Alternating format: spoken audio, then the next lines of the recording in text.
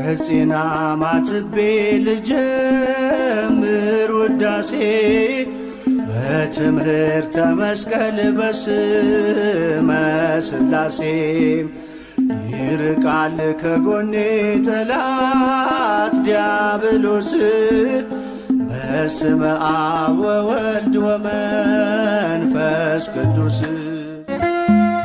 ይገባል ምስጋና ይገባል ውዳሴ ሁሉን ለፈጠረ ለቅድስት ሥላሴ ከዘመናት በፊት ቀድሞ የነበረ ፍጥረቱን በሙሉ